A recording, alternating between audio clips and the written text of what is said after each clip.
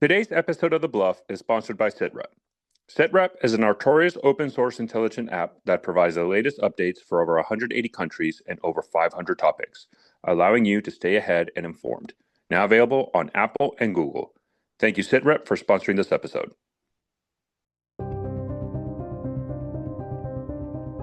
Welcome back to the Bottom Line Up Front, an Artorias podcast. I'm Matt. And I'm Christian, the CEO of Artorias. And I'm Stefano, the Chief Intelligence Officer of Artorias. And in this episode, we are going to discuss the flurry of diplomatic activities that happened between the United States, Ukraine, and Russia, and the implication it has from a strategic point of view in the Russia-Ukrainian war. On Friday, President Trump met with President Zelensky, and the reporting that we're getting today as of this recording was it was a much more tense meeting than what was initially set out during the readouts. And this is based on the reporting that we got from President Trump's call with President Putin, in which President Putin committed to accepting a ceasefire in exchange for Ukraine pulling out and completely out of Donetsk. But unlike the Alaska summit, he did commit that he would give up certain territory in Kherson and Zaporizhia in exchange. In other words, it would be somewhat of a switch of territorial control between one side or the other, although we don't really have much more specifics than that. It does look like this call between President Putin and President Trump really did change the calculus on the ground and the meeting with President Zelensky that Trump had. Because if you recall, President Trump was taking a much more harder stance against President Putin, blaming him for the impasse in the inability to reach a ceasefire and a peace treaty with Ukraine. And so that call, I think, really set the stage for President Zelensky to be somewhat ambushed on Friday when he met with President Trump in the current White House summit. President Zelensky did have a follow-on call with European allies, and it does appear that a lot of them were caught aback. President Trump did appear that he might commit to Tomahawk cruise missiles prior to the Friday meeting with President Zelensky, but afterwards, President Trump completely shot those hopes that the president of Ukraine had that Ukraine would receive Tomahawk cruise missiles. Now, again, I think it's important to highlight that we haven't really seen any reporting that the intelligence sharing between the United States and Ukraine has been halted, nor the standard military equipment and ammunition that the United States has been giving to Ukraine has also been halted, or the agreement that the United States has with NATO that NATO would buy U.S. military equipment and then ship over to Ukraine. That continues to appear to be in place. However, at least from a diplomatic sense, it does look like President Trump, who for the last couple of weeks, if not months, was taking a much more harder stance against Putin, is now being much more deferent to Putin and really putting the pressure back on Zelensky to try to get an agreement. The last thing I would mention is that Trump in a Truth Social post indicated that his requirement, and it does look like this was a win for Zelensky, is that he requested the Russian president to just halt the front lines as they currently are. The Truth Social post basically said, halt the fighting in the current front lines, both sides can claim victories and let history decide, which does somewhat mold the opinion of President Zelensky that he wants a ceasefire to be currently in place for negotiations to happen. We don't think that that's going to continue on. President Trump is expected to meet President Putin sometime in the near future in Budapest, in Hungary, with President Orban or Prime Minister Orban hosting that meeting. But we still don't have much more information besides of that. But Christian, I'll go to you to kind of start this. It does look like a lot of the people who were more in the pro-Ukraine crowd were very optimistic that President Trump was taking a much more hardline stance against Putin. But it does look like Putin managed to win back President Trump, leveraging the recent ceasefire agreement in Israel-Palestine, congratulating him, winning him over. And that then led President Zelensky in this meeting on Friday to be kind of caught aback, him expecting to receive Tomahawk cruise missiles, and now he's expecting to give up Donetsk for any potential ceasefire. Yeah, thank you for that overview. I'll start with this, and this is going to be one of the classic Christian monologues for a minute. So tune in, get some popcorn, pause right now, come back in a minute when you're fully settled into your couch. I would just like to start with geopolitics, whether bilateral, trilateral, quadrilateral, etc., do not exist in a vacuum. There's over 190 countries now, 180 countries. I don't know the exact UN metric at this point. as well as contested territories. It's all over the place. There's a lot of stuff going on in the world, whether it be South America, Europe, um, Africa, Asia, pretty much every single continent now, including North America, is a war ground. I mean, there's US activities happening in North America. There's activities happening obviously in South America. Thank you, Matt, for telling me it's 195 countries. Thank you very much. There's wars in Asia. There's wars in the Middle East. There's wars in Africa. There's wars in Europe. Every single corner of this earth outside of Antarctica, and maybe the penguins are fighting, we just haven't read into it yet, is in conflict in some weird capacity. The lines have been drawn. Um, when we analyze Trump, I mean, I've always said this from the start, he is a very emotional actor, and Matt has relayed um, like the cracker theory, as we call it, of like Trump will basically take the taste of whatever is in the fridge next to him, basically. And it's true. Like whoever Trump speaks to last is typically the person with the most influence over him. And again, he's a very emotional actor. So when fear, anxiety, happiness, any other really deep emotion comes into play with the conversation, it kind of steers his direction in whatever pathway that is. As this kind of diplomatic fury. And just to preface, the Zelensky meeting was scheduled before the Israel-Gaza ceasefire was completely finalized. So when Trump ended up speaking to Putin on Thursday, and everything had been kind of like buttoned up, that the Israel and Hamas ceasefire was active, it was working, he felt like a victor. And he has taken this as the high road, that this is a repeatable instance where this can be replicated to wherever it is across the board. Ironically, every conflict that Trump is currently active in, whether it be the Caribbean, Venezuela, Mexico, etc., is still active. He's not calling for any ceasefires there, ironically. But in regards to the conflicts that he is overwatching as the quote unquote emperor of the world, in this ego-driven fuel rage that he has of stopping every conflict, he's losing hindsight to why these conflicts happen in the first place. His conversation with Putin, for my eyes, came from a place of fear. It was rallied on this ideology that he went ahead and had going into it of this is a very possible win. I just quote unquote solved the Gaza Israel problem. I can go solve the Ukraine Russia problem. The issue with this, and that we saw through all of the negotiations that have happened since Trump took office, is that Putin says one thing, another thing happens, and it's a repeatable strategy. It's happened. I think the issue for Ukraine and Ukraine supporters, whether that be normal civilians or European countries or even Asia countries providing equipment, is that Trump started his entire campaign on this idea that Zelensky is somehow the perpetrator of this conflict and Ukraine is the one that's wrong. And we started off on the wrong foot to begin with. Through what I call Melania's persuasion, Trump has started to see another ally. And ironically, if you look at the call on Thursday, that was part of the readout. The White House put the readout out, and so did the Kremlin on the call. And Ukrainian children was part of that conversation. It was a large piece of that conversation. Of course, Putin said we're going to investigate it, like he doesn't already know that it's happening, et cetera, et cetera. The other very stark contrast to the Alaska summit and the diplomacy a little bit before that, when Witkoff was flying around meeting with all the Kremlin officials and everything else that kind of fell into place with that, is that that Putin has also strategically made mention in this call that he will destroy Ukraine if he wants to.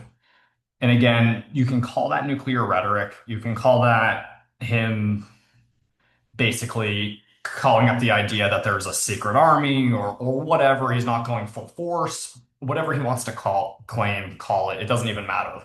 For the sake of argument, I believe from my heart that Trump got a little spooked. And the threats that were being placed towards Ukraine, and again, a lot of preface needs to occur. So more preface very quickly before I jump into that again, is that this entire call in this meeting was all behind, like what you said, Stefano, was in regards to the Tomahawk cruise missiles. That was the entire reason Zelensky was making this trip, or was meeting with arms suppliers in the United States before he went to the White House. He was meeting with arms suppliers. Putin has been very clear on some of his red lines that have obviously been crossed. I mean, we saw this moving for the F-16s, for example. Everybody was up in arms in the Kremlin talking about how we're going to nuke the West, we're going to nuke Kyiv, everything's going to fall. If F-16s are transferred, F-16s ended up being transferred. Now, Ukraine, to my knowledge, has more F-16s than some countries that the US has sold them to in a very bilateral, happy trade way. So Ukraine has now had these airframes and they've been utilizing them, whether it be anti-drone or even some ground attack in some very rare cases. But the point stands. Putin puts these red lines out, kind of gets passed over. And again, you have two parties. You have Putin, who's clearly on the back end. Trump came out and said that Russia's economy is very good, which is not true. It's not true at all. Everybody knows that. Their oil reserves, etc., are in good standing, but the people on the ground within Russia can tell you the complete opposite. So Putin's already going into this call with a very frustrated mindset, and so isn't Trump, because now Trump's seeing that he has other victories in other places, but knows that he quite literally cannot figure out the Russia-Ukraine conflict. And within, obviously, when we've beat this down, nauseated completely, that in the Trump sphere of influence, there are the pro-Russia and then also the pro-Ukrainian side of the house. And those obviously butt heads, and people are constantly pulling sway either direction in regards to Trump. But the important aspect of the situation is the meeting on Friday. So whatever happened that we don't know behind closed doors on that phone call between Trump and Putin, something must have happened to cause Trump to be in a back foot setting where he is completely terrified of the outcome that this war continues to drag on. And as this switch happened, and obviously I think we talked about it in the last episode, or maybe about global intel you guys talked about, the drone incursions into Europe kind of stopped. As soon as all of this has happened, guys, the drone incursions are back. There was a Munich drone incursion this morning, for example, causing the airport to close in Germany. It's back, like whether we want to admit it or not. Like whatever we were telling Russia to do to stop, they've completely now been like, okay, free game, open doors. Whatever Putin threatened to Trump put Trump in a place where he is actually terrified. And Trump's requests to Zelensky were very, very, very fierce. He was very angry, per some people in the Ukrainian government that have spoken out, as well as some people in the White House at the time that also have spoken out to press. Trump was swearing up and down, and basically he was like, for a ceasefire to happen, everybody just have to put their hands up, whatever the boundaries are, there's enough lives that are being lost, whatever the fucking narrative was that Trump has said to Zelensky. The thought was, everybody stop what we're doing. Russia, take what you've taken. Ukraine, stop fighting and just move on. And again, it's one of those situations, and to highlight more, like Putin coming into this basically telling Trump that this is just a special military operation. This isn't even a war yet. Like that was quoted from that call. And now we're sitting in a place where Trump has now officially declined to Kyiv that they will not have Tomahawk missiles. There will not be a transfer of Tomahawk missiles.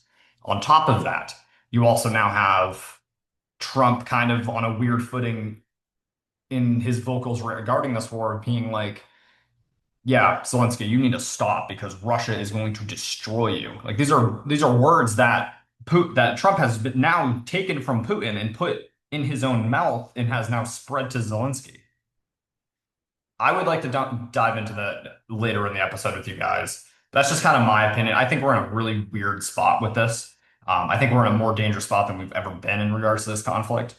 Who knows what Putin said to Trump, but Trump is definitely scared. And to rattle a world leader such as the President of the United States and have him completely change 180. And this isn't the same 180 that we saw when Trump was meeting Putin previously. This is a 180 in the sense of, on a tactical level, we need to stop.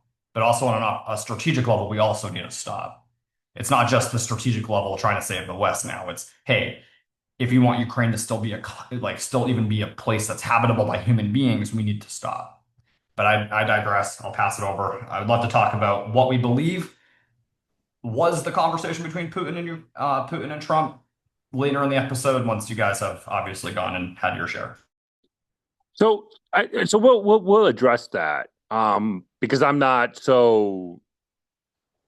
taking such a dire situation. I think President Putin really leveraged the Israel-Gaza ceasefire agreement, which for our listeners, just as a reminder, President Trump did manage to get an Israel-Gaza ceasefire in place. Today, as of this recording, Sunday, October 19th, there was a brief period of intense combat between Hamas and Israel. That looks like it did end and the ceasefire is back into effect. But I do believe Putin just managed to really leverage that and really try to play into President Trump's goals of becoming a priest president. But regardless, let me go to Matt for this. I mean, you know, we're getting the reporting, Matt, of kind of the intensity of the meeting, right, from President Trump and President Zelensky, much more intense. What I'm getting is that what we saw is President Putin has managed to change somewhat his stance, which was Ukraine has to pull out of all of Donetsk, and we'll give in exchange some areas of Zaporizhzhia and Kherson. We saw Steve Witkoff kind of parrot the from the reporting parrot Russia's talking point that Donetsk is Russian speaking anyways, that Ukraine shouldn't stay there, which is completely false, to be frank.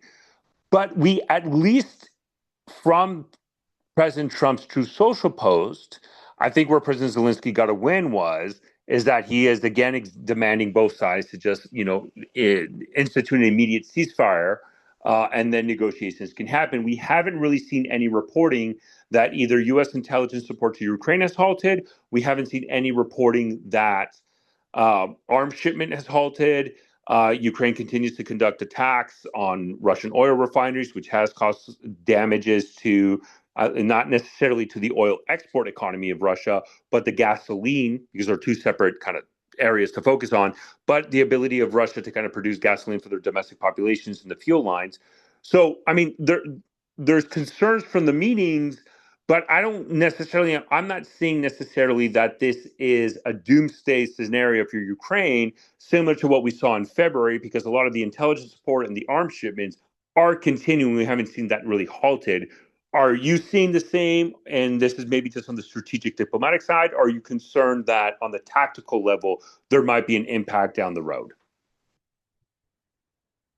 So I think the problem here is it's erratic. Like the policy that we're seeing from Trump's administration is erratic. It's not predictable. It's forcing our allies to sort of reverse engineer intent. Um, I mean, you can look on the upside. I guess that means that, this about face is frustrating, and maybe we see another about face where he decides to send the Tomahawk missiles, or some sort of other, standoff weapon. But it's problematic. And it's problematic for Ukraine. It's problematic for our allies. And it's just another ambush. So America first it really seems like allies last, and then Russia somewhere in between the two. It doesn't make sense to me. And for people who focus on foreign policy, it makes it very difficult to provide analysis or to really take a deep dive on where this situation might be in, 5 years, 10 years, 20 years, because that's certainly not the way that Trump is thinking about this. He does everything very transactionally. And he is thinking, this quick fix where he is telling Ukraine that they're probably going to have to give up territory. He calls it property, which just blows my mind. It goes back to, his days in real estate. That's not an appropriate framing of the situation here. And sort of to Christian's point, like something happened during that call with Putin, and I think because of the time when Trump grew up, and because the fact that he doesn't uh, really have the people around him who can uh, break things down for him. He's not great with the escalation ladder. He loves talking big, but he doesn't know how to mitigate that. He doesn't know how to sort of creep up the ladder. There's been a lot of criticism of the Biden administration in terms of how slowly they were climbing up that escalation ladder, but at least there was this plan to move forward with it. Trump, I think, based on, and again, like this is something that Christians brought up in the past, based on when he grew up, he has this like Cold War mindset. And I think he's very afraid of nuclear weapons. And I think all it would take is for Putin to threaten, a low yield nuclear weapon, and he would fold. And that to him is terrifying. Uh, but at the end of the day, the way we were able to combat that in the past was the United States to come back to the table and say, all right, that would be very stupid of you, but we're not going to respond with any sort of nuclear weapons. We'll respond conventionally, though, and then you'll see what actual air power looks like. The thing that was floated in the past was potentially the destruction of the Black Sea Fleet. I think that could be extended to other areas, but it doesn't make sense for Putin. And again, not saying that he's a rational actor, but I think even he knows that the use of something like that would be very detrimental for his aims in this. I think it's very difficult to provide any sort of rationale for the positioning that Trump's administration is taking, and I don't think we should sugarcoat this. It doesn't make sense. It doesn't have to make sense. He's the president and he's making poor decisions. And it's very reactionary on his part. So let me go to you, Christian, because I think this is a part of the conversation. And maybe this is where we have a disagreement. I think we've seen this playbook before. We've seen President Putin able we saw this prior to the Alaska summit. And the Alaska summit, prior to that, was this bill in the Senate that was going to vastly increase secondary tariffs and sanctions against Russia. And then Steve Witkoff went over to Russia to try to get negotiation. It looked like Steve Witkoff was played, given false information, wrong translation, whatever you want to call it. That then was corrected, but then they had the Alaska summit that ended in, we got reporting from the Financial Times indicating that Putin went on this very historical tirade against President Trump that Russia, Ukraine is part of Russia. That even President Trump ended the meeting earlier than it was suspected. And we kind of saw it, and then we saw this very, positive response from our European allies in NATO and Ukraine, and then that kind of continued. And I think the Tomahawk cruise missile piece was something of concern because, again, I don't think it's necessarily going to change the dynamic on the ground from a tactical perspective. It can cause pain for the Russians from some areas, but it's not really necessarily going to change the overall situation on the ground on the front lines. But I think the President Putin was concerned about that, and his telephone call with President Trump, I think he applied lessons learned. And he decided to say, give me all of Donetsk, and I'll give you some portions of Zaporizhzhia and Kherson. And I think that moved the needle. So where I'm analyzing this is more from that to kind of win over President Trump. But I think in the end of the day, this call that President Putin had with President Trump does indicate that I think President Putin did learn lessons from the Alaska summit. And he took a different approach in this last call, which was somewhat of a hardline stance still. I'm going to destroy Ukraine. But I'm willing to give more than I was during Alaska to show I'm willing to end this war, but the impediment to peace is Zelensky. Do you think President Putin maybe applied lessons learned to buy more time? Because that looks like in a lot of previous episodes we've had, that's kind of the agreement that we kind of had, that it looks like President Putin's just trying to buy more time because he believes time is on his side, and the longer this war lasts, the better it is for Russia. I mean, I think that is a known fact across the board. I think anybody that disagrees with that is an idiot and not not fit to call themselves an analyst if you don't believe that Russia could fight a war of attrition against Ukraine if arms stopped being shipped to Ukraine, obviously, or even if it was just Europe backing Ukraine, unless they really fix their defense problems domestically that can both support Ukraine as well as themselves, which has been yet to see. I think Putin does believe that they can win a war of attrition. I think that was kind of the shift as soon as they got pushed out of Kyiv, and this went from a 48-hour operation to a now going on, what, 3 years at this point operation. Excuse me, going on 4 years. Sorry. It's crazy that's happened. This all started in 2022 and we're here. Well, And we're actually, in here's an 2026. interesting data point, Christian. Just to piggyback on that, by January 2026, if this war continues past January 2026, the Russian invasion of Ukraine would have lasted longer than the Great Patriotic War or World War II for the Russia side. Just an interesting tidbit. We're looking at January 2026 Oh as the yeah. mark. Oh yeah, of course. Yeah, I mean it's and that's why like domestically it's really hard for this to continue, at least from being called a special military operation. Like eventually he will have to declare war. He will have to turn. I mean he's gonna his hand is gonna be for, and this is like where my fear comes from, obviously. Like I'm very hawkish on this, and I know that's because Putin is not going to give up power within the Kremlin, and if for whatever reason this war stops, it'll be a Chernobyl. It'll be a Chernobyl moment, and the U in Russia as a state will collapse. I mean, that's just it's just what's going to happen. The corruption and failure of action can only go so far until the people have enough, and like that's kind of the risk that we're at. In regards to what you mentioned in regards to giving up the two oblasts and keeping Luhansk and Donetsk, like for me, it's like, okay, sure, but all four are continuously contested. Like, okay, why would Ukraine want to do that? That shit was contested before 2022 happened. Donetsk and Luhansk was contested since 2014. It's been an ongoing war. This war didn't start in February 2022. It started well before that. It started 2014. Why would Ukraine agree to that when they don't need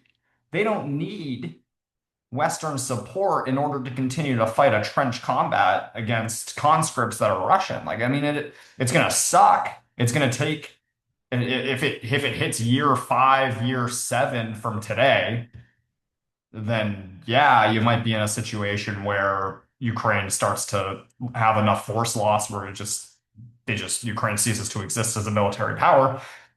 But I think they have enough in them to continue a trench warfare line of attrition. You only get 5 meters a day if you're lucky combat scenario, because they were doing that before 2022. So I don't see that being a case that Ukraine's going to accept in any regard. If they weren't accepting it in 2014, why would they accept it today? Especially with all the blood lost, all the civilians that have been killed, all of the infrastructure, all of the debt that Ukraine has suffered from this, the loss in GDP, the loss in every sector that they contribute in the global markets. Like it is insane loss for them to be like, oh, I guess we should have done this in 2014. I guess we should have just agreed to allow Russia to take Luhansk and Donetsk. It's just not going to happen. And I don't believe, and again, I know we argue about him being a rational actor or not. Putin is still a very intelligent man. He's very smart. He bit off way too much he can chew, but again, that's due to Western support. If Western support didn't happen during 2021 for Ukraine, yes, Kyiv would have fallen. The country would have been, I mean, it still would have been a conflict. Don't get me wrong. There still would have been resistance within Ukraine to being fallen. But if it wasn't for US intelligence, US military support, special operators on the ground, Kyiv would have fallen and we wouldn't have a Kyiv government, or we would have a Kyiv government in exile. I mean, that's just simple case in point. Anybody that disagrees with me is completely wrong. All the man pads that Ukraine had were all Western. All the training that the U.S. Special Forces have done in Ukraine prevented that prevented that from happening. But all that started in 2014, give or take time. That being said, the larger global view of it, of Putin going and meeting with Trump and being like, yeah, so I'll give up Zaporizhia, I'll give up Kherson, but I want Donetsk and Luhansk. He is going into that conversation with Trump knowing it as a non-starter for every party across the board, besides fucking Trump. But who gives a fuck if Trump agrees to it or doesn't agree to it at this point? Because Ukraine's not going to agree to it. And I don't even believe that Putin would agree to that if push came to shove. If for whatever reason that meeting that happened in the White House on Friday happened with Zelensky being like, you know what, guys, you're right. Enough blood loss. Let's put it aside. We'll pull out of Donetsk and Luhansk, even though we have a very good foothold there militarily and personnel wise, and we'll just completely put our guard down for Kherson and Zaporizhia. You guys pull out in the sectors that you control, and we'll throw our hands up, and we'll have a couple drinks after. Like it's just not gonna fucking happen. But even if Zelensky had agreed to that, do you think that 5 to 7 years from now, Putin wouldn't reattempt to take Zaporizhia and Kherson, knowing what he knows now on a tactical level, knowing what he knows now on how to evade sanctions, how to continue a military force within a country, even though domestically you're a fucking clown to anybody in the know. Like, no, it's just not gonna fucking happen. So I don't believe that Putin went in there believing that Trump's gonna be like, I mean, excuse me, that Trump's gonna be able to somehow sway Zelensky into that. I think he went into that with the like tongue in cheek. Yeah, I mean, I'll say this to Trump to get him going, and hopefully he loses support for Zelensky, which is exactly what happened. It was a gambit. It worked. But I don't believe that gambit was just Putin changing his negotiation. I think he also threatened severe levels of damage either to the West, and the West is in Europe, not the United States directly, or to Ukraine directly, which we have proof of, saying that he's going to destroy Ukraine and that he's not going full force and he still has weapons that he can use. These are all blackmail terms that, Matt, thank you for highlighting, is a big fear factor for Trump. So no, I don't believe that there's a world in which Putin just was on this phone call and was like, yeah, you know what? I've completely changed my mind since Alaska. Let's just take Donetsk and Luhansk and see if Zelensky will agree to that. On a tactical level, and even on an economic level, the place that Russia is in today versus where they were at in Alaska has not really changed fundamentally. I mean, yeah, is their oil refineries getting hit pretty left and right? Is their civilian population becoming more in the know as Ukraine attacks their infrastructure? Absolutely. But it's not in a like dramatic manner. It's not like Moscow has been in blackout for 6 weeks. Like it's not like no pressure has been put on Russia in a way for Putin to completely 180 his wants in this war. But I digress. So, Matt, I'm going to ask you the same question about Putin and Trump because I think that's the main aspect. There's a lot of things that Christian talked about that I think, and one of the main areas I kind of want to focus on a little bit later is kind of this argument of destroying Ukraine. Is there any other capabilities and all that? And I think regular listeners to our show know I do not believe Putin is a rational actor and doesn't analyze it. I think it's interesting. We did get additional reporting that from Western press that Putin is being fed false information by the Russian Ministry of Defense, indicating that Ukraine are suffering much more losses than they really are, that they're framing it from a war attrition, that victory is imminent, et cetera, et cetera, et cetera, and giving this false sense of belief for Putin to kind of push forward. But I just do believe that what Putin is trying to do is prevent Trump from being firmly pro-Ukrainian.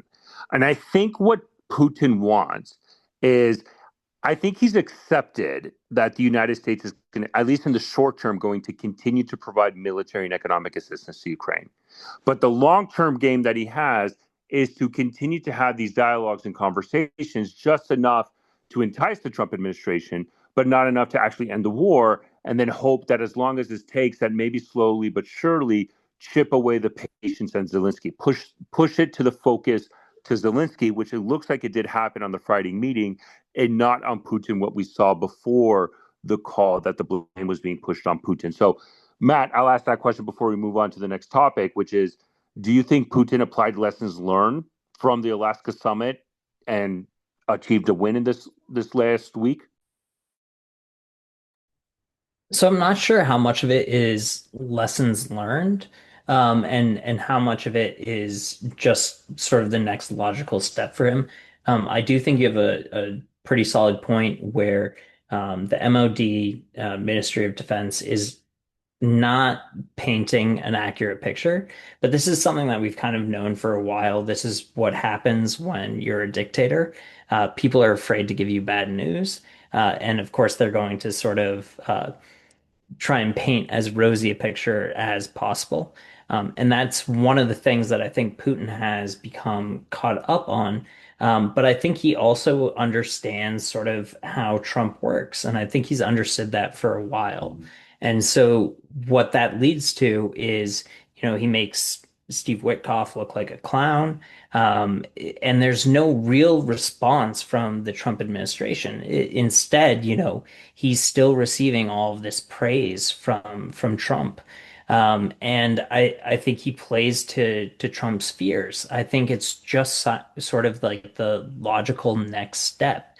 What I think the miscalculation is on Putin's part is really the will of the Ukrainian people. And if you look back, and it's not just the Ukrainian people, it's also the EU. And I think in some ways, those members that are members of both the EU and NATO, or at least most of them, are going to be building plans in the background to build initiative, and sort of be able to act without the United States on some level. Like they've been putting these plans in place since the original invasion in 2022 because it really shocked a lot of those countries. And what I think is worth remembering is that the original plans from the United States and the original assessments were this expectation that Ukraine was going to fall within 2 to like 6 or 8 weeks. And what they were prepping them for was basically an insurgency, building partisan groups. And I think a lot of that training went a long way when we were looking at the way Azov organized itself in preparations for, I believe it was Mariupol. Um, and that is the type of thing that even if Russia is successful in taking this land, that is the type of thing that they can expect. Um, and I think Ukraine is even better prepared for it now.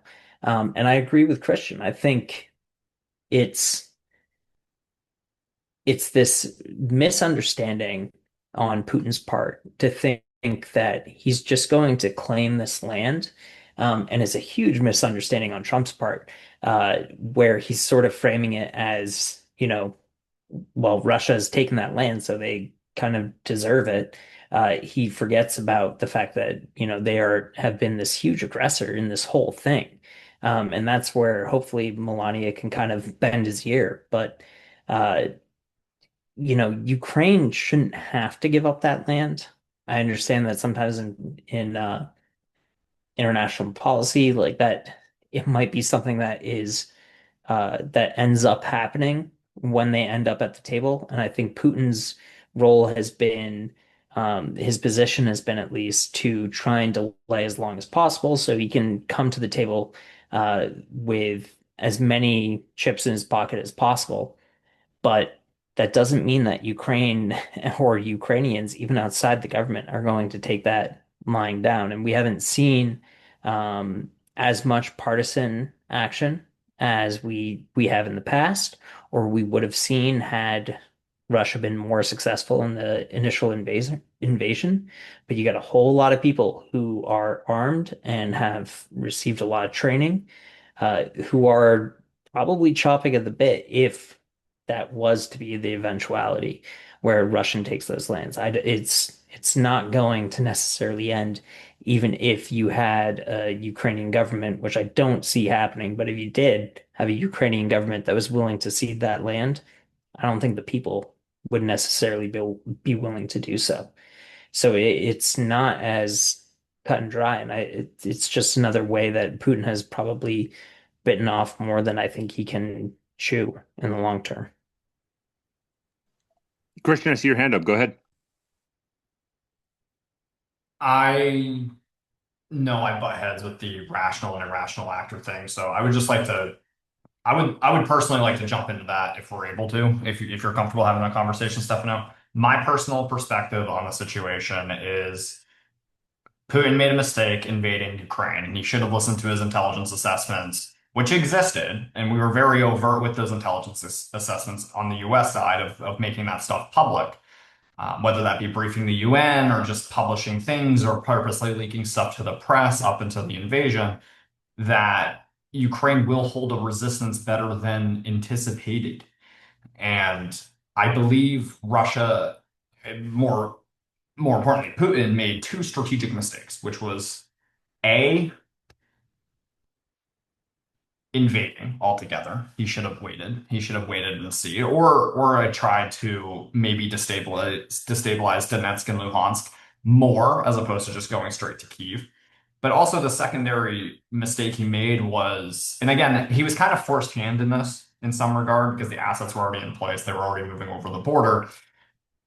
But when Kyiv began to fall, we saw we saw an opportunity where, and we all thought about it, at least internally, on my end, and the people that we've spoken to prior to Artorias and prior to this podcast, for example, of maybe as Russia falls back to Belarus following the failures in Kyiv, that Russia may just throw their hands up and not continue the war and just be like, okay, we were able to secure this, and this for regions. We'll back out, like, and we'll just kind of do an operational freeze in some regard.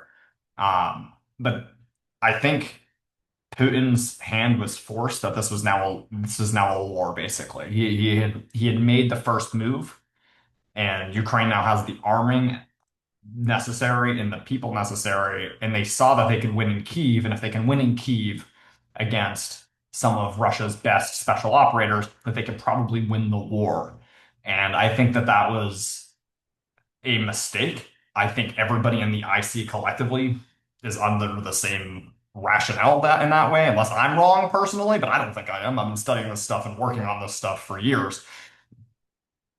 But calling Putin an irrational actor is like when I hear the quote unquote irrational actor, I think of like Stalin, like the Finnish War. I think of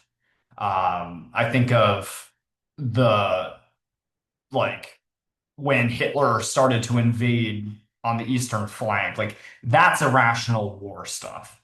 This is not. This is a conflict that he started, that he has to win in order to stay in power.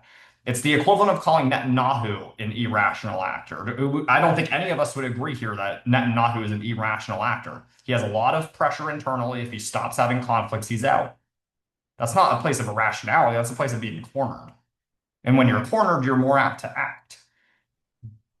But unlike Israel, I guess to some extent, Russia has the ability to wage a multi-front war in some weird regard, whether it be asymmetric or whatnot. Like they're capable of doing it. If Putin was an irrational actor, at this point, I would have seen a Kinzel probably fly into Paris. That would be an irrational move. This continuation of a fight that was started in 2014 and now has intensified because there's more assets in the region. He was able to get more drummed up support. Once Kyiv failed, he was able to move more assets and get more people, and it became a meat grinder in both regards. I don't call that an irrational move. That's a very like, it's like the Iraq War, for example. Was Bush an irrational actor by completely ignoring the ODNI and invading Iraq? Maybe. But I don't think so. I don't think he was an irrational actor. I think Cheney knew that he was going to be able to help all of his oil buddies in the process. I don't call that an irrational move. He knew what he was doing and he operated on it. And that's the same thing with this war currently. Like Putin made a mistake. He now has to live with the consequences. And if he doesn't live with the consequences, he'll be in the same situation that Netanyahu faces, where if he stops, he's either going to be arrested, killed, his government's going to collapse. I don't call that irrationality. Irrationality would him being detonating, like as soon as he started losing in Kyiv, being detonating a nuclear bomb over the Black Sea to see what would happen. Like we've had a lot of nuclear rhetoric. The only thing that we've seen in terms of like kinetic nuclear use was the firing of an ICBM in order to test it, and then when he used MIRV technology in a, I don't even know, it could have been an SPLM, but whatever it was, he ended up using MERS to kind of show the West that he was capable of doing it and being able to strike anywhere with nuclear technology. That's the only thing we've seen, quote unquote, irrational. Even when he drone attacked Poland, those were still not kinetic explosive munitions. They were literally just recon drones. He knows what he's doing. If he was an irrational actor, he would have moved on the Suwalki Gap by now. He would have been able to take over Lukashenko's government and use more of Belarus's military, which he hasn't done yet. Like, we would be seeing a lot more brazen climb and creep of the escalation ladder. If anything, it can be argued that Trump is more of an irrational actor than Putin is. And that's just coming from the fact that Trump basically is taking any and all information that he listens to previously, and that becomes his rationale, right? Like no matter how much the nuclear rhetoric happened, and I know it's within the Ukrainian community, there's a lot of hatred towards the Biden administration regarding how weak they were on Russia. But at no point was Biden or the administration wavered by this thought of nuclear Armageddon or whatnot. They were like, we're going to climb the escalation slowly. We're going to climb it as much as Russia does. And they did. They climbed it as much as Russia did. Putin, on the other hand, goes from one extreme to another. Like, that's a rationality. Putin has been very steadfast. He's been very clear on his goals in this war, which is to drop the Kyiv regime. It's become kind of a quote unquote land negotiation, but as you admitted, Stefano, it's literally just to buy time. Like, it's like having the negotiations in the sake of keeping Trump on this never-ending treadmill that there might be peace, to keep Trump from arming Ukraine more in order for Putin to continue to take battlefield losses. Putin was not a politician before he was the leader of Russia. He was in the KGB. He knows how wartime stuff works. I don't believe that this is a situation where he doesn't know what's going on the ground. He's been to the front lines. He has seen it firsthand. There are countless videos of him traveling to the front lines. He has seen it with his own eyes. And keep in mind, geolocated imagery, by the way, not just, oh, I'm in this really convenient place, quote unquote, the front lines, which is really in fucking Kursk or whatever. Like, no, this is like legitimately verifiable. He's been to the front lines. He's seen the amount of people that are dying. He knows what's going on. He isn't stupid. He knows that he's in a situation where it's very tense. I could not imagine being in Putin's sake right now. He started a war. If the West continues to give support, cannot win. I think we all can agree on that. The only way he can win this is if he can find a way to stop the West from continuing to arm Ukraine with more sophisticated weapons, excuse me, which there was an understanding, at least from the people that are arming Ukraine, that the thought process is the more people that die in Ukraine, the more sophisticated weapons they need in order to kind of move the balance of the lack of personnel they have. They need weapons that explode more. They need better firepower. They need better drones. They need better X, Y, and Z, whatever it is, in order to make up for the loss of life that they have because they're not replenishing people. Russia, on the other hand, as we have seen, has definitely increased their uses of drones and other munitions. But the stuff that they're using is not like cutting edge. It's very replicatable, easy stuff to build because they don't care. They have factories of Kalashnikov rifles that they can hand the next bucket of conscripts to go die in the trenches. They don't need the very sophisticated things. They don't need to have Su-35s in the air. They don't need to go and attack Ukraine air defense systems. They don't need to necessarily do that because there's enough people to fight the war. And as long as there's enough fear to the West of arming Ukraine with the munitions they need, they will not continue to push and change the actual tactical day-to-day life of a Russian and Ukrainian battlefield front.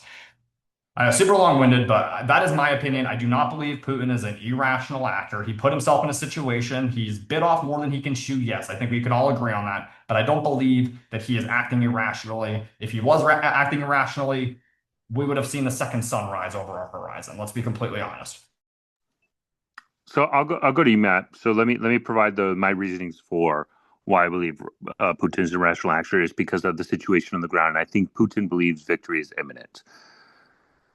And I've made this argument. I think and that's what the Russian MOD continues to feed him. One of my favorite quotes of this war came from the current U.S. ambassador to NATO, Whitaker, that he said, if you started a snail at February 2022 at the Russian-Ukrainian border, and the snail would move across Ukraine, it would have reached Poland by now, and yet Russia only occupies 20% of Ukrainian territory. In other words, a snail, legitimate snail, is moving at a faster pace than the entire Russian military to seize Ukraine.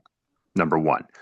Number two, the aspect is that President Putin, I believe in this disbelief, and I think of this, and I think he's also paranoid. Because I would agree with you that I think Putin believes that he needs to quote unquote win this war to stay in power. The thing is, I think Putin can dictate what victory means for Russia, even though it's not based on reality. And I think the fact that he hasn't been able to do that shows a significant failure in this delusion that President Putin is operating out of, because of the ability to continue to lose forces to achieve minimalistic gains. The Russian summer offensive has caused hundreds of thousands of Russian casualties, and they've only been able to seize 0.3% of Ukrainian territory, additional from what they had.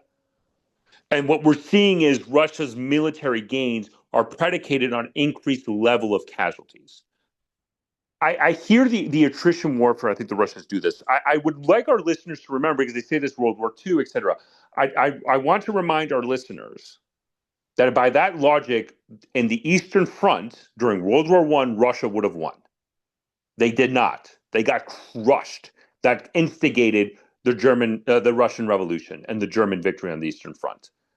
The Russians you can't use that as an analogy. You have to compare it to World War I, because World War II they stormed to Moscow. Like Ukraine's not storming to Moscow. If Ukraine correct. stormed to Moscow, correct. Moscow would have fallen as well. Just like I'm using the construct of the idea of Russian military might and superiority, and this idea that, well, we have unlimited resources, and that's not necessarily how warfare works, especially for such disregard for service members and their ability to launch offensive operations, because we saw the problems with that in World War I. Where in World War II, the Soviet Union at least had predicated with an international alliance that was supported heavily by U.S. economic and military aid that enabled them to kind of continue to push forward, right? And again, if you look at World War I, the Russians would have beat into Germany.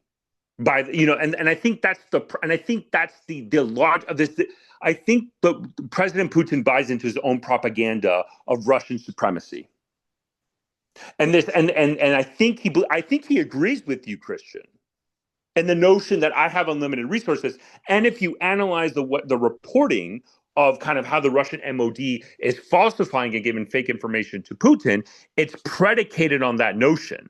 And how they've been framing it is in this idea of the war of attrition. What I think the Ukrainians have been very successful in doing is mitigating the manpower issues that they still haven't addressed with expanded use of drones and FPV drones to really make up for that lack of capability that the Russians simply don't have the ability to really defeat, and really don't. And so I think that's kind of, and I think there's a myriad of reasons of others that I can kind of go on to, but this is a quagmire. I mean, if you look at Benjamin Netanyahu in the Israeli example, I would agree with this because of political leniency and why he's doing it, but he has the upper hand.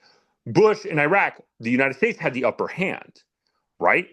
But Putin doesn't necessarily have the upper hand in this situation. And I'm still of the belief that I'm not necessarily, I think it would be a lot harder, I would agree with you, for Ukraine to mount a successful defense per se, if the European munitions would stop and the support stop, and the US munition support would stop. But I don't think it would be complete. I don't necessarily believe that the Russians would be able to steamroll up to the capital of Zaporizhia or Dnipro.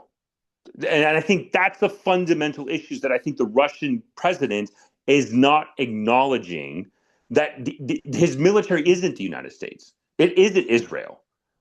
It isn't even a NATO country. I mean, we can blast the Europeans a lot because of the lack of capabilities, but in many ways, shape, or forms, they do have abilities in smaller numbers to do expeditionary operations, much more robust than, let's say, what the Russians have been demonstrated able to do.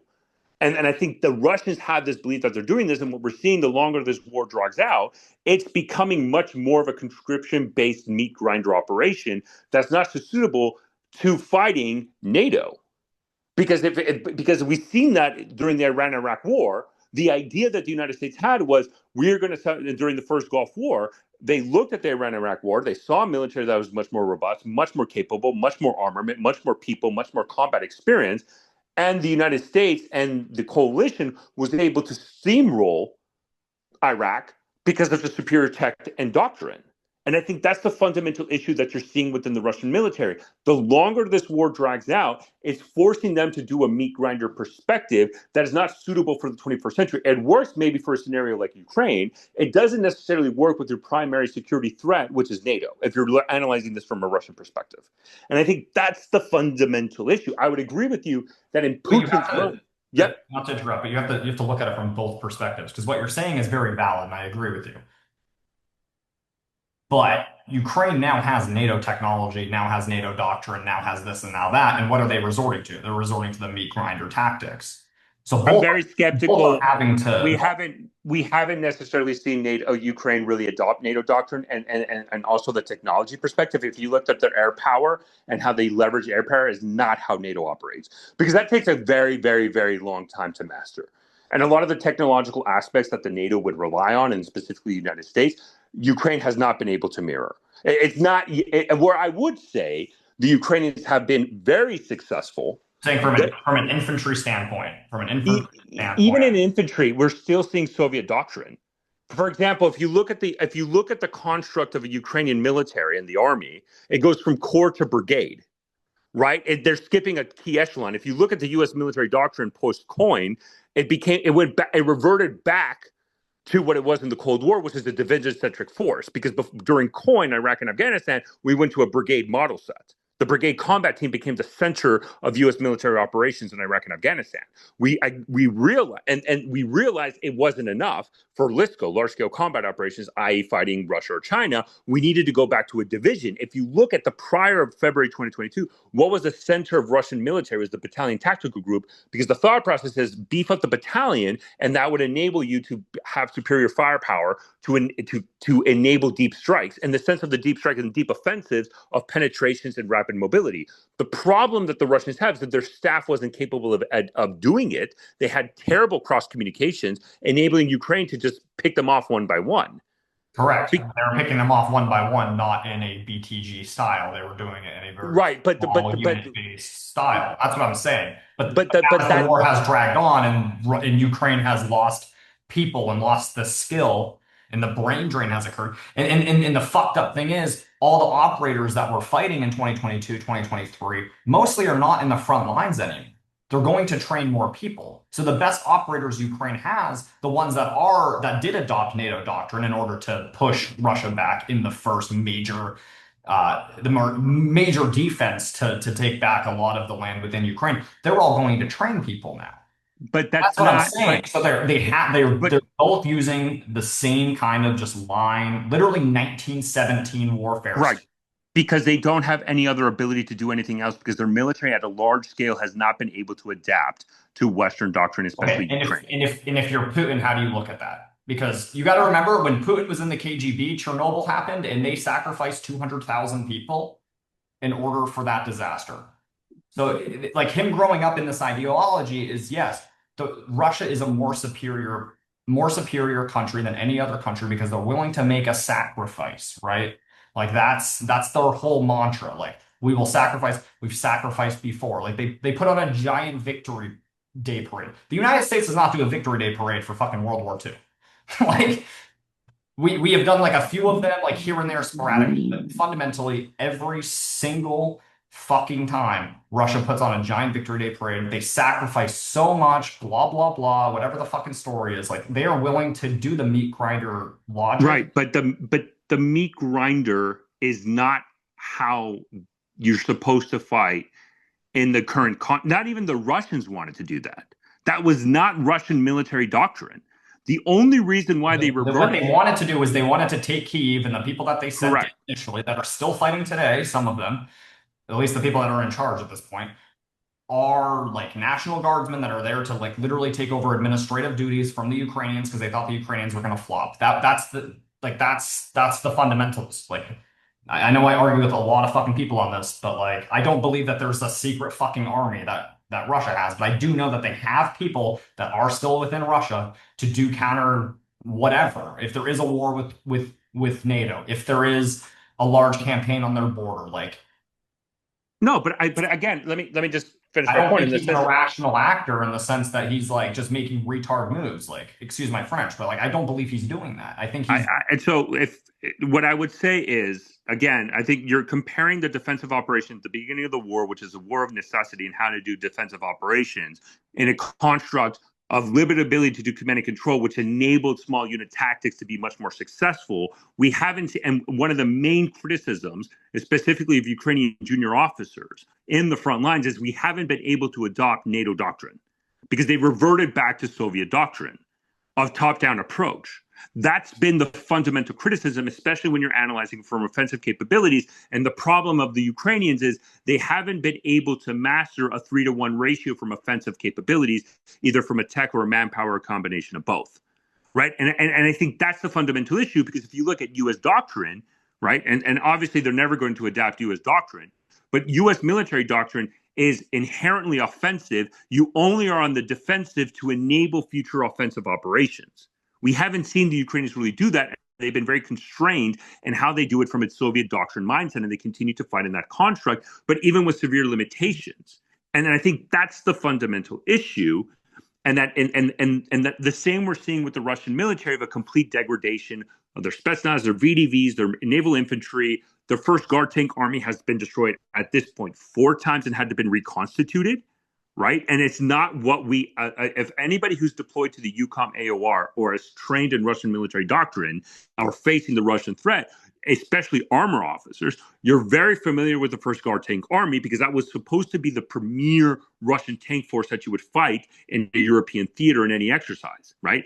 That army has been destroyed 4 times and had been reconstituted. correct And because even in the United States, no matter how good our doctrine is, like if I was to give an entire country just a bunch of javelins and drones, they would also destroy most of our tank battalions as well. Like it's what it is. There's not enough defensive. that's where I would counter. That's why the United States prioritize in a lot of ways air supremacy, superiority, and even the planning for that and how to achieve that, because that's how we achieve success against the Iraqis, because they by paper they had more ATGMs. Yeah, I'm not disagreeing with that, but I don't think there's a distinction of what you're telling me right now, which is Ukraine's not able to do this, they're not able to do this, they're failing in this, they're failing in this, they're constrained, or whatever the other terminology is, and then being also told that somehow Putin's an irrational actor for continuing to push that No, on further. He knows that there's issues, so he's going to continue to push it further. but Why why would Putin? This is my point in the quagmire sense, and I think that's my underlying. I understand the Ukrainian constraints and all that, but in the end of the day, I go back to where I started this, which is a snail would have reached Poland by now. Putin has the power inside of Russia to determine what victory is. He has it. I completely disagree. I think that's the fun. I think that I completely disagree. And I disagree because what Gorbachev literally attributed the Chernobyl disaster to the downfall of the USSR. And that was a secret city that no one knew about besides the workers there and the people living in Pripyat. And that still leaked out and still destroyed their country. If you're going to tell me that losing effectively, but with casualties and everything attributed to, like within the next couple of years, if this continues at the rate that we're seeing it, there's going to be over 1 million casualties on the Russian side. Like, and it just kind of is what it is. Like, I mean, I think we're already what? I mean, we're 250 right now, 300. I haven't checked in a few months. I've left that life behind me, thankfully. But like, I don't think that he can just go back to his populace and be like, yeah, guys, like special military operations over. We succeeded. We ended up taking Donetsk and Luhansk. Everything ended up working out. Because what they're going to, what the population, there's been enough blood loss, enough casualties, and enough people going back to Russia to spread this narrative. It either works or it doesn't. At the end of the day, what Putin believes in his head of what he grew up as a KGB officer and became the leader of Russia, following the USSR collapse in the early 2000s, is this mantra that yes, Russia has sacrificed a lot, sacrifice is needed, sacrifice happens. To the average Russian, they don't believe that. Like they fundamentally just don't believe that. It is an elitist view of how Russia operates because Russia is a oligarchy state where 1.1% of the population controls 99% of the resources, if not even more than that. Like it is a crazy dilemma of you basically have an entire state just basically enslaved to some extent or another under the rule of the people that are in charge, telling those people that, hey, like it is what it is. If you die on your factory line, there's another person to replace you. Your life isn't matterful. The life of Russia is. Like that only works in a bubble. It only works in the propaganda. When the reality hits, and again, I was running a propaganda operation campaign against Russia for a long time. Like I understand this stuff intimately. I understand the average Russian in a random ass town you've never heard of and their opinion of the Kremlin. They look at them as elitists. They don't have the same ideological narrative that's been ingrained. And all because Russia has tightened the media control, it does not mean that there isn't opposition, even within Moscow, which is a fucking security like black hole, basically. I mean, it is effectively China in some regard within Moscow. It's a surveillance state. Any dissent is killed over, like, but that can only last as long as there is a reason for it to. And a war is a very big way for it to happen. But as the Russian economy collapses and people start to starve, I mean, that is like the whole bubble, right? Like when But that's the where I roosters agree come with you. back, That's when the where I agree roosters with come you. back, Putin is no longer in power. So is it irrational for him to be fighting this war? Like, do I believe he's being fed lies or I don't? I think he knows what's going on in some regard. He might not know exactly which battles are being fought on a day-to-day basis, but he at least knows where the lines in the sand are drawn. And he needs in like for him, it's the okay. I was a KGB agent when the USSR collapsed. I watched that with my own eyes. I know why it collapsed, right? Like when he was in his prime, he saw that as an individual.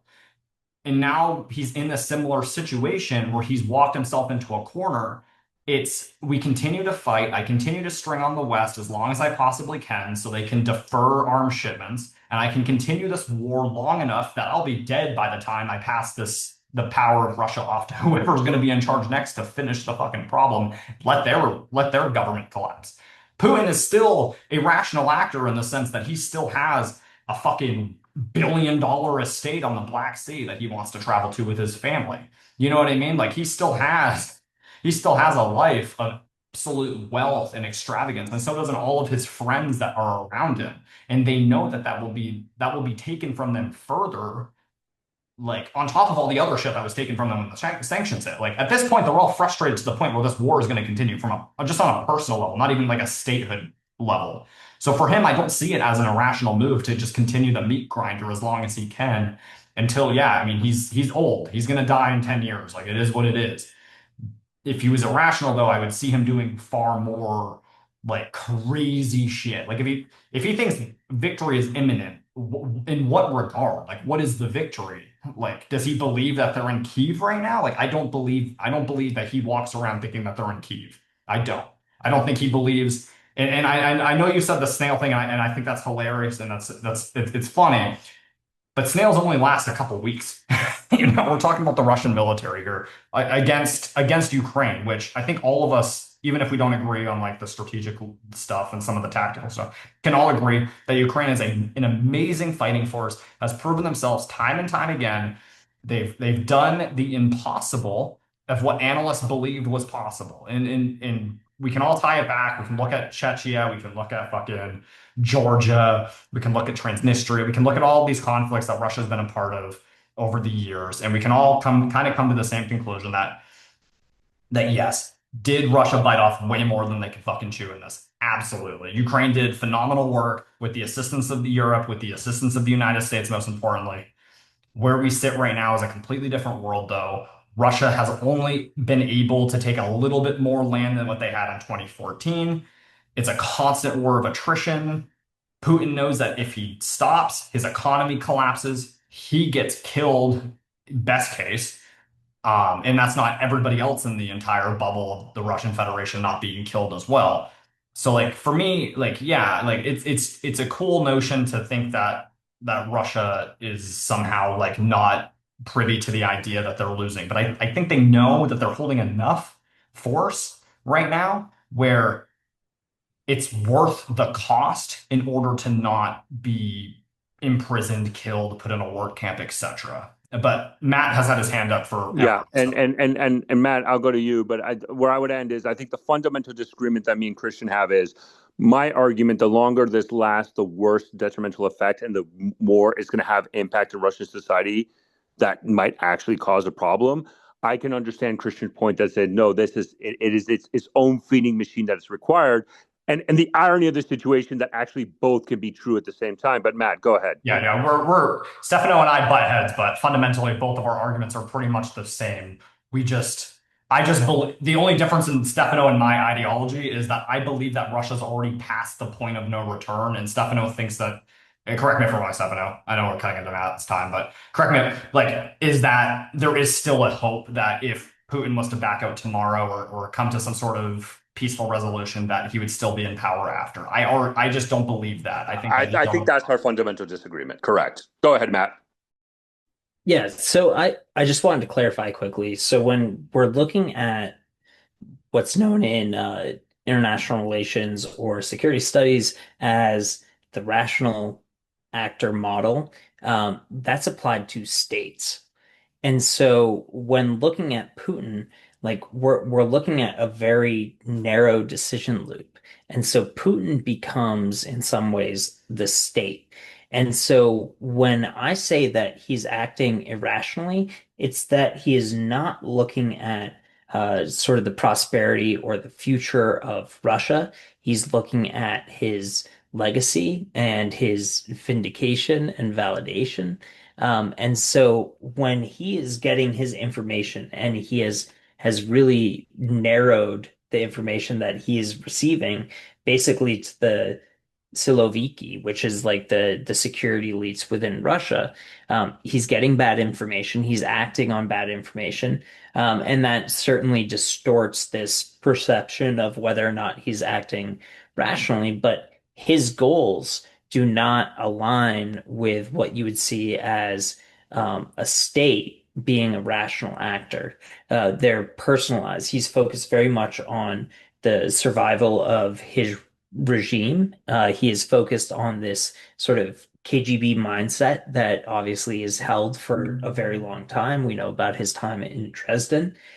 He is not necessarily focused on this idea of being a realist, which is how I think a lot of people would have framed him in the past, but it's kind of like this, I've heard it called mystic nationalism, and I think some of that is uh, basically the result of the Foundations of Geopolitics, which was a book written by Dugin, who we know, Dugin has become more influential than I think a lot of people thought he would have been. We saw his daughter assassinated, but it has warped Putin's reality.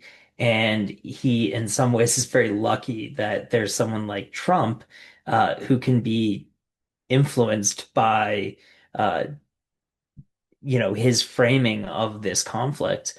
But if you're looking at it from a state level, nothing about this is truly strategic. Like he has had to move those goalposts multiple times, and he's really changed sort of the way he's conducting this war. And then just based on the conversation you guys were having going back and forth, I do think it's worth noting that it's a mixed bag in terms of how much Ukraine has been able to modernize their army and their tactics. But I do think the JMTG, which was the Joint Multinational Training Group in Ukraine, has had a lasting impact on the way they go about conducting tactics. And I don't think that's something that we can really argue against. It's a very unique use case and one that we don't have anything to compare it to. They've done a pretty good job of centralizing mission control. We've seen, more maneuverable like squad and platoon level action. Um, but all of this is something that is basically untested. And they're facing, this sort of like classic uh, Soviet sort of tactical mindset from the Russians who did not learn anything from their intervention into Georgia after the mess in South Ossetia. But we gave the Chinese, when we were looking at them trying to build this blue water navy, we were like, this is going to take them decades to build up the training and the personnel to even, come close to being some sort of threat to the United States Navy because they don't have the experience, which is something that the United States has in spades because the United States has pretty much consistently been engaged in wars. That's not something that Ukraine has really had. We've had since 2014, and they were going into that with pretty much none of this training. They do not have air superiority. They don't have the air power that the United States has.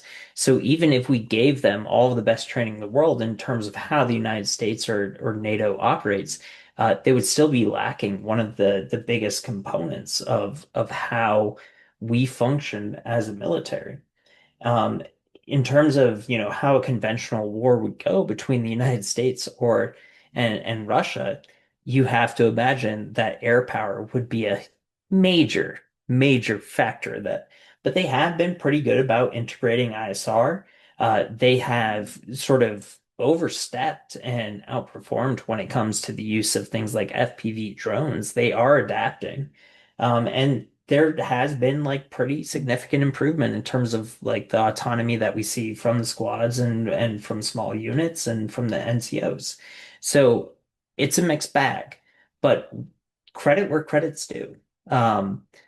With all that said, I think I kind of like address most of the aspects of the back and forth, at least from my perspective, that you guys were having, but it's a very complex situation. And when I say that Putin's not rational, I'm not saying that he himself isn't rational because he wants to survive. Like that's his end goal. But he's not acting as we would traditionally frame when we're talking about rational actor theory. He's not acting in the best interest of the state. And I think that's the kind of the key difference. And it's a little bit nuanced and it's a little bit wonky, but that's where he's not acting as a rational actor because he is the state, but he's focused on his own survival. I think this may be one of our longest episodes I think we've ever done without any like stopgap or like issue in recording. Just so all of our listeners know, Stefano and I get along a lot. We're very Italian. There's been a lot of screaming matches in the past. Um, but as I tell to Alexis, my fiance in passing, because she always questions why we scream at each other. Stefano is one of the few people that I would like give my last shirt off my back for. He is the reason Artorias is a company today. So it was him and I, my conversation with him that led us down this road to start a tech defense company. Um, that being said, before we wrap, Stefano, do you want to just quickly cover like just top line view of the ceasefire issue, and I'll throw that in the description. Yes, absolutely. So what I would say is just quickly to pick up on Meg, what I would say quickly on the Ukraine piece, where we've seen enormous successes in their special forces and intelligence agencies, they are going to be a force to be reckoned with for decades to come. That is one area where the Ukrainian military has been far superior, and I would even make the argument that today Ukrainian intelligence agencies and special forces probably operate at a much higher standard and capability than the Russians. So keep an eye on Ukraine. special forces and intelligence agencies, especially when this war is over. Um, they're going to be a force to be reckoned with, and a lot of countries are going to reach out to them for lessons learned to apply to their own military. And related to the Gaza ceasefire, just quickly again on today, as of this recording, before we get this up on October 19th, there was an attack in the early morning hours in Israeli time that targeted an IDF unit, an engineering unit, led to the death of two IDF soldiers in Rafah, which then there was clashes around there when that happened. Israeli conducted airstrikes, and then the Israeli Defense Force and the Prime Minister office, basically Benjamin Netanyahu, authorized the Israeli Defense Force to conduct significant airstrikes across Gaza, with the majority concentrated around Rafah and Khan Yunis. There was a significant amount of airstrikes. The Israeli Defense Force really wanted to send a message that they would not tolerate this, because the ambush that happened that killed the Israeli soldiers occurred in the yellow zone. For those who don't know, as part of the Gaza ceasefire plan, the yellow zone is kind of the line that the Israeli Defense Force pulled out of, up to the yellow line. And those are the areas within Gaza that the IDF has a primary presence, while Hamas still operates in the other areas of Gaza. This ambush specifically happened in the yellow zone, that killed the soldiers. So there was significant airstrikes as a response. It does look like the United States did kind of intervene quickly to reinstitute the ceasefire, because we did see the political leadership of Israel taking a much more hardline approach, halting humanitarian aid into Gaza and really expanding the operations. It does look like that the Trump administration intervened and reinstituted the ceasefire. The Israeli leadership has agreed that the ceasefire is back. And actually, while we were recording, I think this is an important note. I got an alert from SITREP that President Trump said that he believes that the strike, and this is kind of mirroring Hamas's political leadership's talking points, that the strike, the ambush that happened, basically was Hamas rogue elements that the Hamas leadership were not in communication with, and they're the ones that conduct this ambush. I think President Trump said that during also Air Force One, probably based on intelligence, and also a way to try to ensure that the ceasefire is still in place. All the living hostages are already in Israeli hands. There's still some the bodies of deceased Israeli hostages that still need to be sent over to Israel, and that is still being worked at right now. And so I think that is kind of a key aspect. And the other thing I would like to highlight is I think people need to keep an eye on China. Xi Jinping earlier this week instituted a purge that targeted 9 senior leaders of the Chinese military, to include the second in command. This was a significant development that really indicates something. So that's hopefully that one topic that we can expand on in a future Bluff episode, to kind of really go down to what's going on and how this fits with previous purges that have occurred within the PLA. But with that, that's kind of the rundown for the two main topics I wanted to cover. I think that's a perfect point to put a pin in it. So this has been the bottom line up front. Thank you so much, Christian and Stefano, and we will talk to you next week.